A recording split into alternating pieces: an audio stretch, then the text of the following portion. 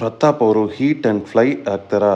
ಸುದೀಪ್ ಅವರು ಪ್ರತಾಪ್ ಅವರಿಗೆ heat and fly ಅಂತ ಕೊಟ್ಟಿದ್ದರಿಂದ ಪ್ರತಾಪ್ ಅವರು ಸಾಕಷ್ಟು ಖುಷಿಯಾಗಿಬಿಟ್ಟಿದ್ದಾರೆ. ಪ್ರತಾಪ್ ಅವರು ಎಲ್ಲ ಕ್ಯಾಮ್ರಾಗಳ ಮುಂದೆ ಹೋಗಿ ತೋರಿಸೋ ಸಂತೋಷ ಇದೆಯಲ್ಲ, ನಿಜಕ್ಕೂ ಸಖತ್ತಾಗೇ ಇದೆ. ಪ್ರತಾಪ್ ಅವರು ತುಂಬಾ ಖುಷಿಯಾಗಿದ್ದಾರೆ.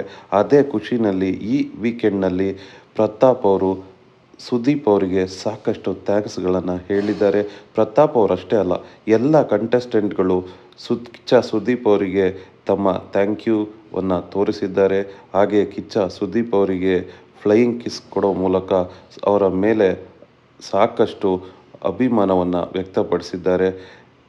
ಹಾಗೆ ಸಂಗೀತ ಅವರು ಕಿಚ್ಚ ಸುದೀಪ್ ಅವರಿಂದ ಬಹಳಷ್ಟು ಸಂತೋಷಗೊಂಡಿದ್ದಾರೆ.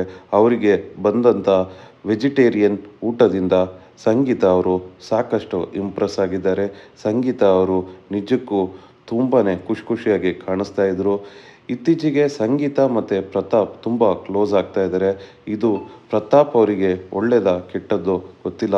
ಆದರೆ ತುಂಬ ಜನ ಕಮೆಂಟ್ ಸೆಕ್ಷನ್ನಲ್ಲಿ ಸಂಗೀತ ಅವರಿಂದ ಪ್ರತಾಪ್ ಅವರು ದೂರ ಇರೋದೇ ಒಳ್ಳೆಯದು.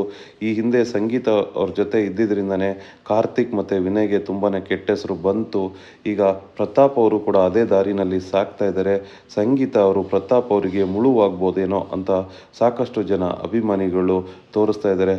ಆದರೆ ಈ ಹಿಂದೆಲ್ಲ ಸಂಗೀತ ಅವರು ಪ್ರತಾಪ್ ಅವರಿಗೆ ತುಂಬ ಒಳ್ಳೆಯ ಹೆಸರು ಬರೋದಕ್ಕೆ ಮುಂಚೆನೇ ಸಂಗೀತ ಅವರು ಪ್ರತಾಪ್ ಅವ್ರ ಮೇಲೆ ತುಂಬ ಪಾಸಿಟಿವ್ ಕಮೆಂಟ್ಸ್ಗಳನ್ನು ಕೊಡ್ತಾಯಿದ್ರು.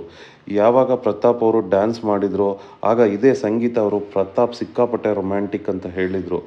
ಈಗ ಎಲ್ಲರೂ ಪ್ರತಾಪ್ ಅವರಿಗೆ ಒಳ್ಳೆಯ ಹೆಸರು ಬಂದಿದೆ ಅನ್ನೋದು ಒಳಗಿರೋರಿಗೂ ತುಂಬ ಜನಕ್ಕೆ ಗೊತ್ತಾಗಿದೆ. ಯಾಕಂದರೆ ಹೊಸದಾಗಿ ಬಂದಂಥ ಕಂಟೆಸ್ಟೆಂಟ್ ಏನಿದ್ದಾರೆ ಅವರು ಹೇಳಿದ್ದಾರೆ. ಹಾಗೆ ಬಂದಂಥ ಕೆಲವು ಚಪ್ಪಾಳೆಗಳು ಕೂಡ. ಹಾಗೆ ಪ್ರತಾಪ್ ಅವರು ಒಂದು ಸರ್ತಿ ಮೊದಲು ಸೇವ್ ಆಗಿದ್ದರಿಂದ ಒಳಗಡೆ ಇರೋವಂಥ ಸ್ವಲ್ಪ ಜನಕ್ಕೆ ಒಂದು ಹಿಂಟ್ ಸಿಕ್ಕಿದೆ. ಆದರೆ ಇದೆಲ್ಲದಕ್ಕೂ ಮುಂಚೆನೇ ಸಂಗೀತ ಅವರು ಪ್ರತಾಪ್ ಅವರ ಮೇಲೆ ಸಾಕಷ್ಟು ಉತ್ತಮ ಅಭಿಪ್ರಾಯಗಳನ್ನು ವ್ಯಕ್ತಪಡಿಸಿದರು. ಆದರೆ ಅದಾದ ನಂತರ ಯಾವಾಗ ಪ್ರತಾಪ್ ಅವರು ಮೊದಲು ಸೇವ್ ಆದರೂ ಆ ತಕ್ಷಣ ಸಂಗೀತ ಅವರು ಮತ್ತೆ ಬದಲಾಗಿದ್ದರು. ಅಂದರೆ ಅವರು ಪ್ರತಾಪ್ ಅವರನ್ನು ದೂರೋದಕ್ಕೆ ಪ್ರಾರಂಭ ಮಾಡಿದರು.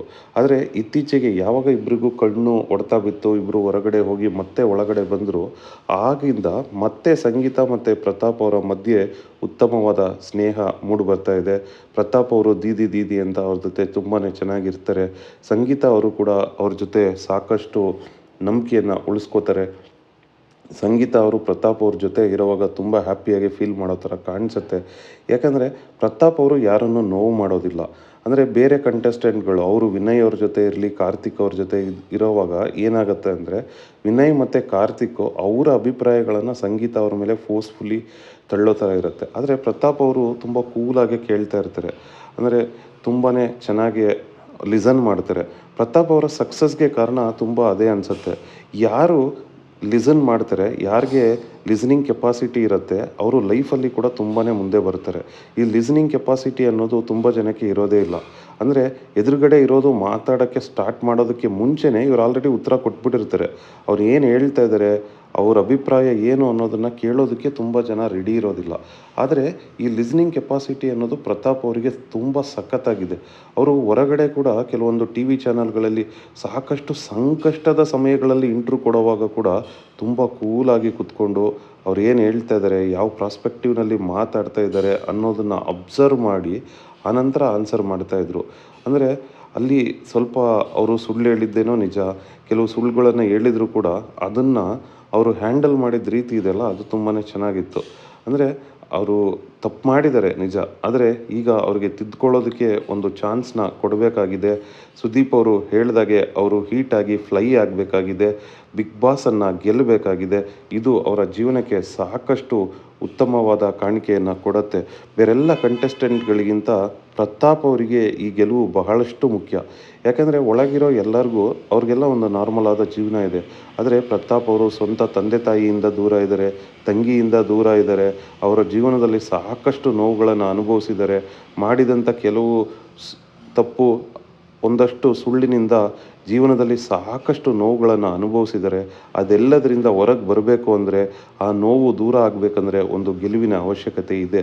ಒಂದು ಗೆಲುವು ಬಂದಾಗ ಆ ಹಳೆ ನೋವುಗಳು ಸ್ವಲ್ಪ ಮರೆಯುತ್ತೆ.